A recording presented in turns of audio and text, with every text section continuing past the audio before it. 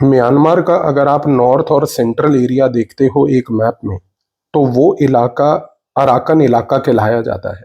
Arakan इलाके का दूसरा नाम रैखीन एरिया है। इस रैखीन एरिया में, यानी कि अराकन के इलाके में, प्राचीन समय एंशिएंट टाइम से अराकनी लोग रहते थे। जब बर्मा बना, तो बर्मा के बनने के बाद उस बर्मा ने इन अराकनी लोगों के ऊपर अत्याचार करके इनको फोर्सेबली ऑक्यूपाई करा। ये जो अराकनी लोग थे, इन लोगों का अपना एक देश मरक नाम से होता था। इस मरक नाम के देश को बर्मा ने जब ऑक्यूपाई करा, तब से अराकन इलाके में रहने वाले ये अराकनी लोग पहले बर्मा का और आज उसी बर्मा के बने हुए म्यांमार में ये लोग प्रोटेस्ट करते आए हैं। अराकन के जो लोग हैं, इन्होंने कभी भी अपने आप को बर्मा का हिस्सा ना माना है ना समझा है। इसी रीजन से इनकी लड़ाई हमेशा से म्यांमार में उसकी सरकार से होती रही है। 2009 में इन अराकनी लोगों ने पहली बात एक संगठन बनाया जिसका नाम था यूनाइटेड लीग ऑफ अराकन। इस यूनाइटेड लीग ऑफ अराकन को बनाने में भारत का बहुत बड़ा सहयोग था। और ये जो यूनाइटेड लीग ऑफ अराकन बनी, इसी का एक आर्म्ड विंग बना जिसका नाम था अराकन आर्मी। आज यूनाइटेड लीग ऑफ अराकन और अराकन आर्मी ये दोनों सेम हैं, लेकिन यूनाइटेड लीग ऑफ अराकन जो है, ये एक पॉलिटिकल फ्रंट है जो एक बड़ा अलग प्रकार का काम करता है। यानी कि ये आज की डेट में पूरे अराकन और रैखीन इलाके में बेसिकली एक सरकार चलाता है। अब यहां पर दो चीजें और गौर करने की कोशिश करके समझने की चीज देखिए। भारत ने और भारत की जो इंटेलिजेंस संस्थाएं हैं, उन्होंने बहुत लंबे समय से इस अराकन इलाके में अपना प्रेजेंस रखा है। हमारे को प्रेजेंस रखने का सबसे बड़ा रीजन ये था कि यहाँ पर एक संगठन रहता है, लोग रहते हैं, एक गुट रहता है जिनको कचिन्स के नाम से जाना जाता है। हमने कचिन इंडिपेंडेंस आर्मी KIA को बहुत लंबे समय से ट्रेन किया है। कचिन इंडिपेंडेंस आर्मी की ट्रेनिंग के मॉड्यूल्स के तहत अराकन इलाके में ये अराकनी लोगों को भी कचिन इंडिपेंडेंस आर्मी के तहत ही ट्रेनिंग दिलवाई गई है। आज अगर अराकन आर्मी, जो कि यूनाइटेड लीग ऑफ अराकन का एक आर्म्ड विंग है, उसको अगर किसी प्रकार की ट्रेनिंग मिली है तो वो कचिन इंडिपेंडेंस आर्मी की लीडरशिप में ट्रेनिंग मिली है। रामेश्वर नाथ काओ, जिन्होंने भारत की रिसर्च एंड एनालिसिस विंग का गठन किया था, काओ साहब ने उस समय कचिन इंडिपेंडेंस आर्मी को ट्रेन करना तब से चालू किया था और आज तक Kachin Independence army Arakan army के संपर्क हम लोगों से बने हुए हैं।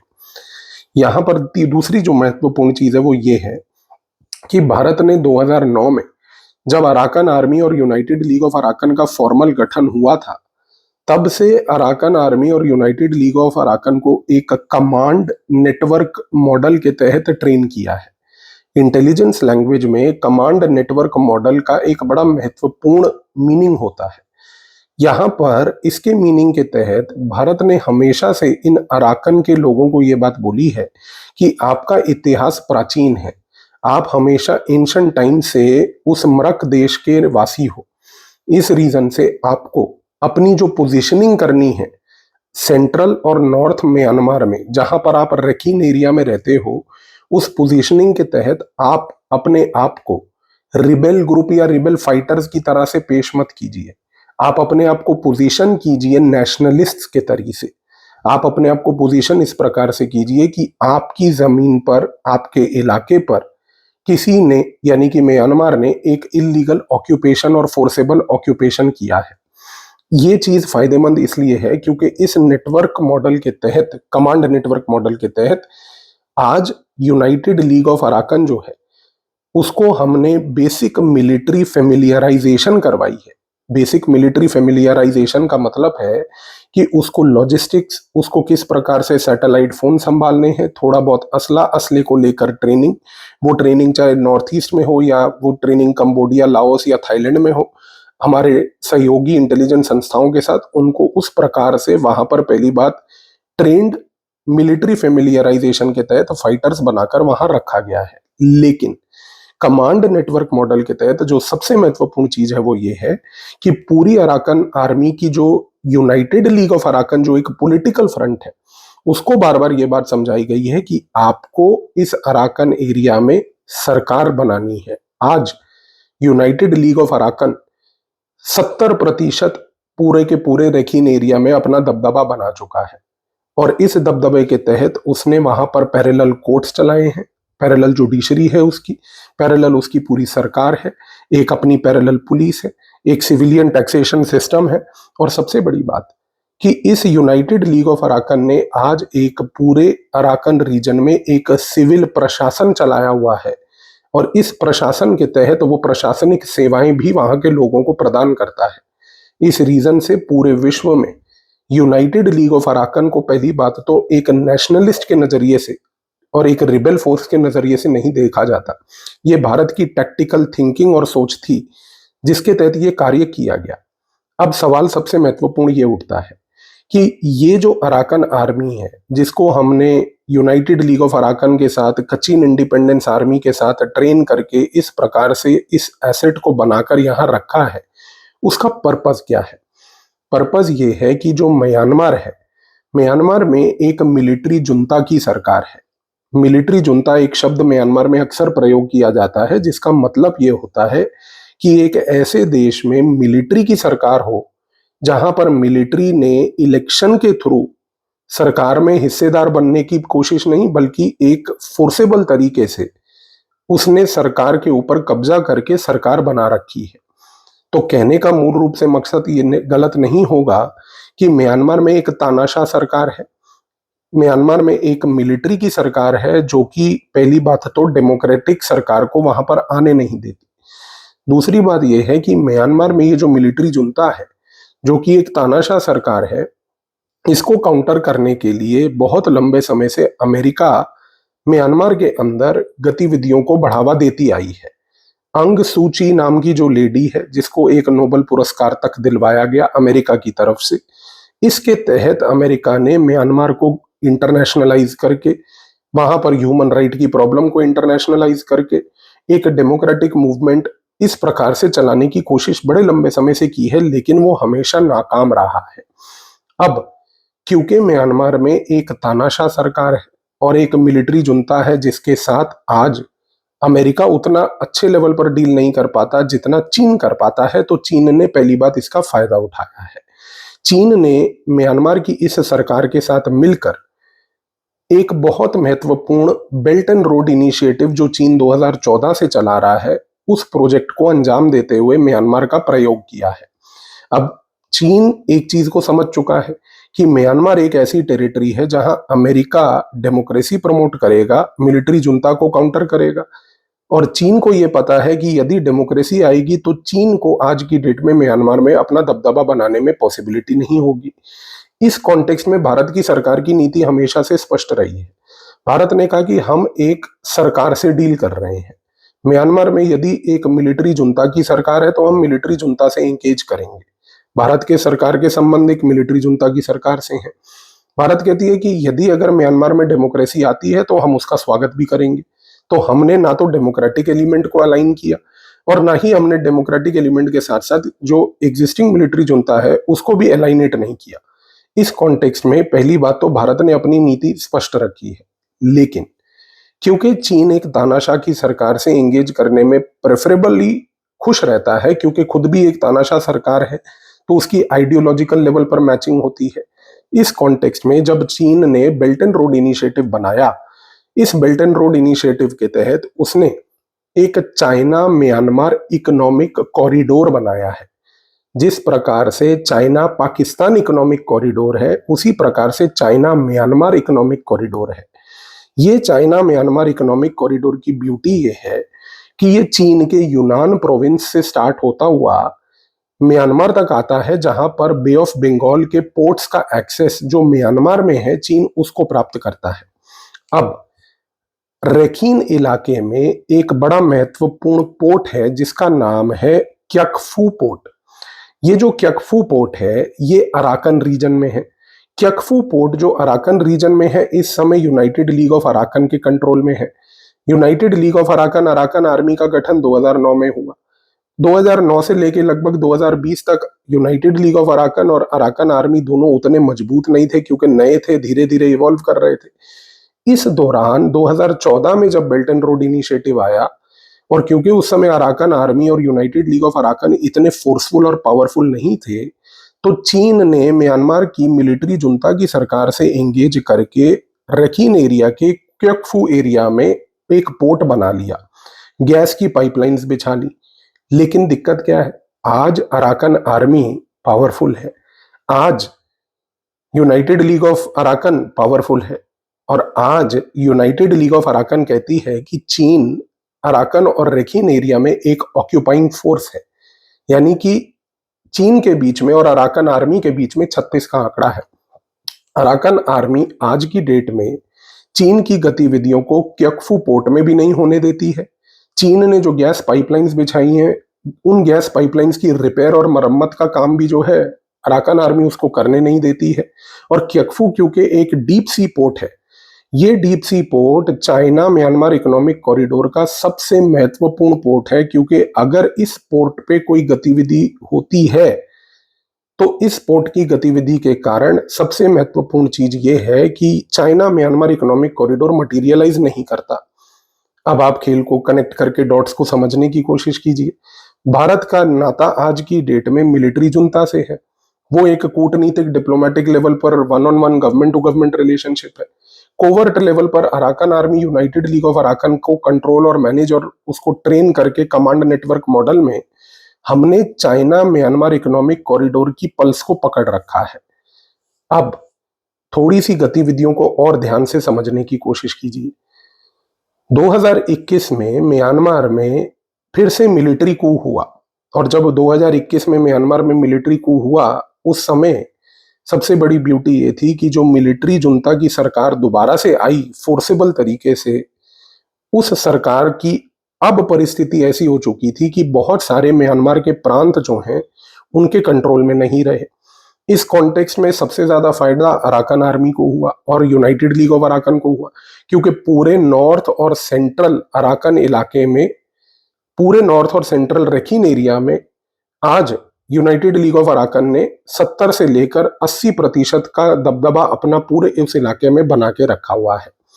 चीन की गतिविधियां क्योकफू पोर्ट से लेकर गैस पाइपलाइंस के मरम्मत से लेकर कोई भी प्रकार की गतिविधि ना तो वहां पर हो पा रही है, और चीन के जितने भी चाइना म्यांमार इकोनॉमिक कॉरिडोर में रखीन एरिया में जो भी काम करने के लिए इंजीनियर्स आते हैं, उनके ऊपर अराकन आर्मी अटैक करके भगाती है, उनको ये कह के कि आप बाहरी लोग हैं, आप हमारे लैंड को इलीगली ऑक्यूपाई करने आए हैं।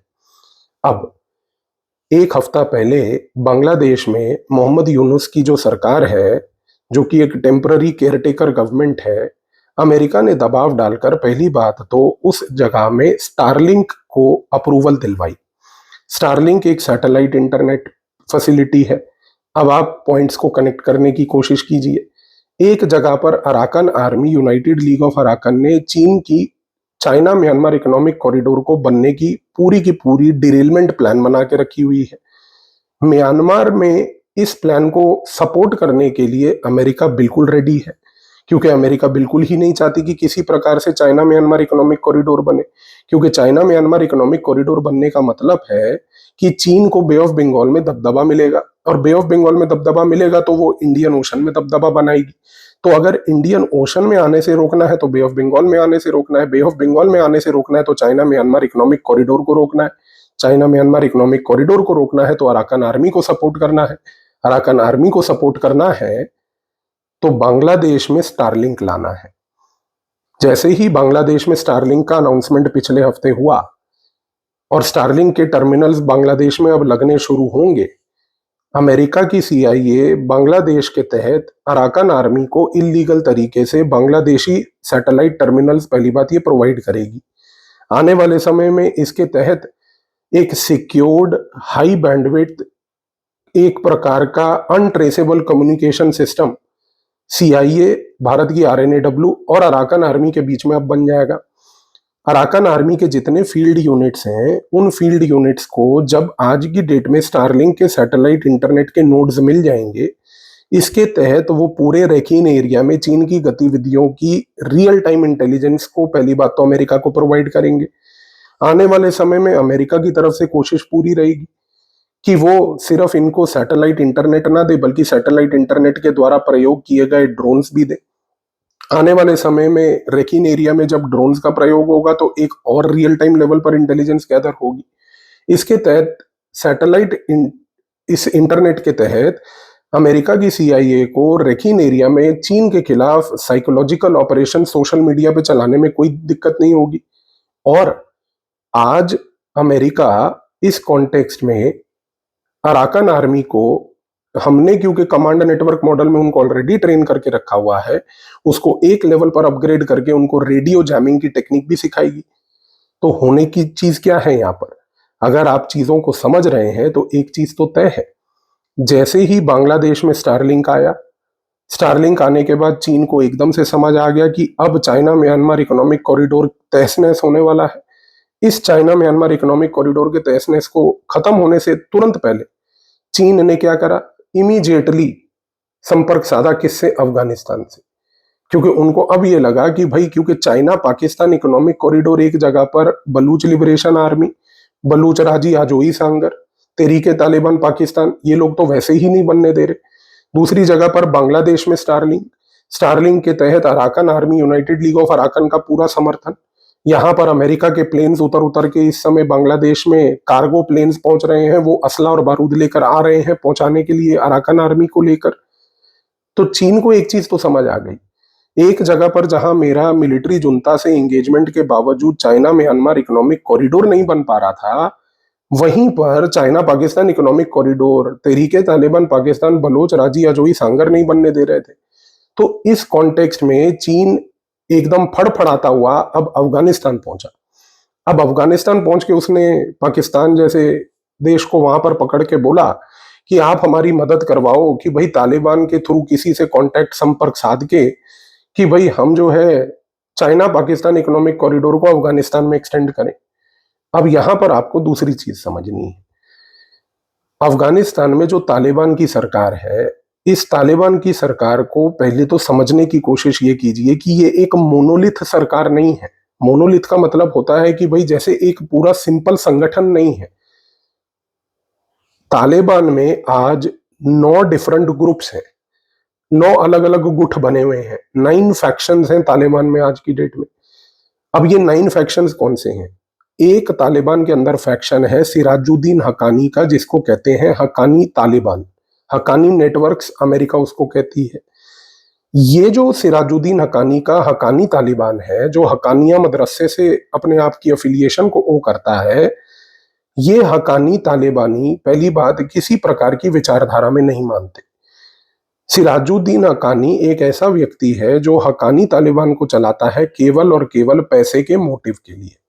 और ये केवल एक ऐसा तालिबान का वर्ग है और गुट है जो आज पाकिस्तान के लिए काम करता है, आईएसआई के लिए काम करता है, और वो भी केवल पैसे के लिए। और दूसरी चीज, चीन आज की डेट में हकानी तालिबान से एंगेज करके इस हकानी तालिबान वाले फैक्शन को नर्चर करके उसको लेकर आई है ये कहने के लिए कि आप हमारा बेसिकली समर्थन कीजिए चाइना पाकिस्तान इकोनॉमिक कॉरिडोर को एक्सटेंड करके अफगानिस्तान में लाने के लिए।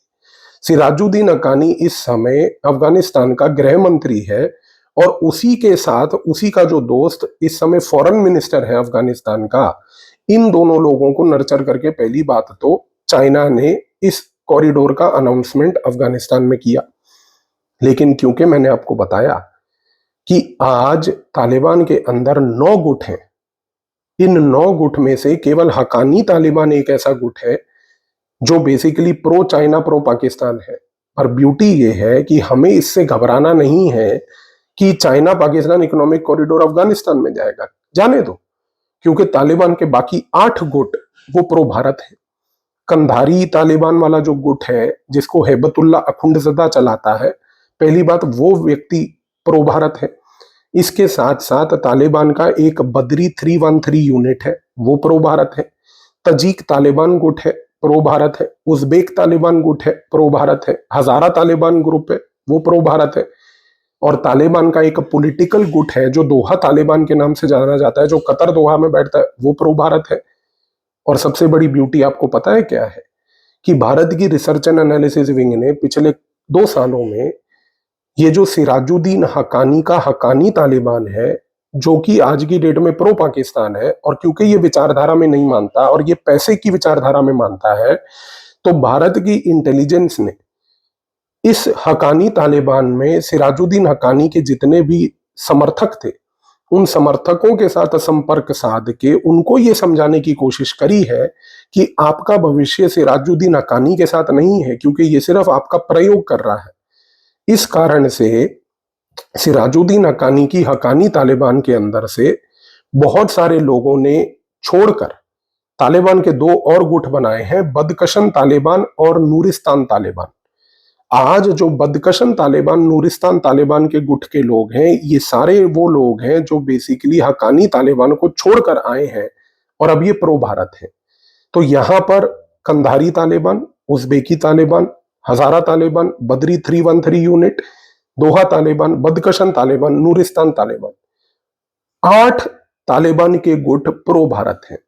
बलोच, राजी, अजोई, सांगर, तहरीके तालिबान पाकिस्तान आज की डेट में किसी तरीके से ना पाकिस्तान ना चीन का समर्थन करते हैं। आपको क्या लगता है कि एक सिराजुद्दीन हक्कानी के फैक्शन को कोर्ट करके यदि चीन अगर ये सोच रहा है कि वो चीन पाकिस्तान इकोनॉमिक कॉरिडोर को अफगानिस्तान ले जाएगा, ले जाए। आपको चीन पाकिस्तान इकोनॉमिक कॉरिडोर अफगानिस्तान ले जाने से घबराने की आवश्यकता इसलिए नहीं है क्योंकि चाइना पाकिस्तान इकोनॉमिक कॉरिडोर आज तक वैसे तो बना ही नहीं है। उसको अफगानिस्तान एक्सटेंड करके आप जो पुराना कॉरिडोर था जिसको अभी तक नहीं बना पाए, नया क्या उखाड़ लोगे? तो पहली बात तो ये चीज। दूसरी, आप अगर आज की डेट में और गतिविधियों को ऑब्जर्व करो तो ट्रंप और उसकी प्रशासन की नेगोशिएशन ईरान के साथ चल रही है। आने वाले समय में मैं एक वीडियो ईरान के ऊपर भी बना दूंगा अगर आप चाहें तो। ईरान के ऊपर जो नेगोशिएशन चल रही है, उस नेगोशिएशन के तहत एक बात तो तय है कि आने वाले समय में ट्रंप एडमिनिस्ट्रेशन जो है वो ईरान के साथ एक डील साइन कर लेगा। ईरान के साथ डील साइन करने का मतलब है कि ईरान और अफगानिस्तान एकदम नेबर्स हैं, यानी कि अफगानिस्तान के बगल में अगर ईरान है और ईरान के साथ अगर अमेरिका की डील है, तो ये डील चाहे फ्रंटल लेवल पर न्यूक्लियर की हो, पर एक टैक्टिकल लेवल पर, इंटेलिजेंस लेवल पर ईरान की टेरिटरी से अफगानिस्तान में चीन की गतिविधियों के ऊपर नजर रखने का कार्य मिल गया अमेरिका को। अमेरिका इस समय ईरान को कोट करके अफगानिस्तान की टेरिटरी में पहली बात तो किसी भी प्रकार का चीन का ये जो इकोनॉमिक कॉरिडोर है उसको वहां बनने नहीं देगी। दूसरा, चाइना म्यांमार इकोनॉमिक कॉरिडोर बन नहीं रहा है। तो चीन का व्यवहार इस समय फड़फड़ाता हुआ व्यवहार है। वो व्यवहार की जब आप एक मछली को पानी से बाहर निकालो और वो जो चंद मिनट तड़पती है मरने से पहले, चीन इस समय उस चीज के ऊपर गो थ्रू कर रहा है। और क्योंकि उसके जो अभी एयर एसेट्स, उसके जो अभी एयरक्राफ्ट्स जो उसने बेसिकली खोए हैं पूरे के पूरे पाकिस्तान में ऑपरेशन सिंदूर के तहत, उसके बावजूद भी जो वो फर्जीवाड़ा एक फेक ऑपरेशन उसने डिजाइन किया कि भारत के राफेल गिर गए, जबकि कुछ ऐसा नहीं हुआ, जो एक पूरी फेक स्टोरी मैन्युफैक्चर की गई, उस पर एक अलग वीडियो दूंगा। तो ये सारी गतिविधियों में क्योंकि चीन को समझ आ गया कि हमारे को कहीं पर भी ट्रैक्शन नहीं मिल रहा है, तो ये खेल है सारा यहां पर जो आज चल रहा है। तो आप क्रोनोलॉजी याद रखिएगा। अराकन आर्मी, बांग्लादेश में Starlink, China Myanmar economic corridor का खतरा स्टारलिंक से, और तुरंत चाइना का भागना अफगानिस्तान, अफगानिस्तान में जाते ही तालिबान को कोट करना और फिर एक साइकोलॉजिकल मीडिया वॉरफेयर कर देना कि तालिबान मान गया है। तालिबान में 9 गुट हैं, एक गुट आपके कंट्रोल में पहले से था, वो मान चुका है, और वो गुट वैसे भी बदकशन और नूरिस्तान तालिबान के तहत टूट रहा है। उस गुट का कितना भविष्य है वो समय ही बताएगा। 8 गुट तालिबान के आपके समर्थन में नहीं है, और यहां पर ईरान और अमेरिका की डील, और इस डील के तहत आने वाले समय में ईरान के तहत अफगानिस्तान और अफगानिस्तान के तहत चाइना पाकिस्तान इकोनॉमिक कॉरिडोर। अंत में सिर्फ इतना ही कहूंगा जो हर वीडियो में आपके साथ पहले ही कहा था, चाइना पाकिस्तान इकोनॉमिक कॉरिडोर तो नहीं बनेगा, चाइना म्यांमार इकोनॉमिक कॉरिडोर भी नहीं बनेगा। चाइना जितनी मर्जी कोशिश कर ले, उसका कोई इस समय जो भी वो कॉरिडोर बनाना चाह रहा है, क्योंकि ये सारे नापाक कॉरिडोर्स हैं जिनका कोई उद्देश्य दूसरे देश का भविष्य इंप्रूव करने का नहीं है, चाइना इस इल मोटिवेटेड, इल इंटेंशन वाली एक्टिविटी में कभी कामयाब नहीं होगा। पर आई होप इस वीडियो के बाद ये जो लार्जर जियो पॉलिटिक्स यहाँ पर पूरे रीजन में चल रही है, ये आपको क्लियर हो गई होगी। और हाँ, आखिर में जाते जाते ये बात जरूर बोलूंगा कि यदि आपसे कल कोई पूछे कि तालिबान जो भारत के समर्थन में थी वो कैसे मान गई, तो उसको वो 9 तालिबान के गुट एक बार सुना दीजिएगा और उस कम अकल के व्यक्ति को बता दीजिएगा कि कौन सा गुट किसके साथ और कौन सा गुट किसके साथ है, ताकि उसके बाद इस प्रकार की किसी भी चीज पे चर्चा ना हो। अगला वीडियो राफेल के इस मुद्दे पर बनाना जरूरी है। ये जो चाइना की साइकोलॉजिकल वॉर, प्रोपोगेंडा वॉर, इसके ऊपर चर्चा करेंगे। धन्यवाद।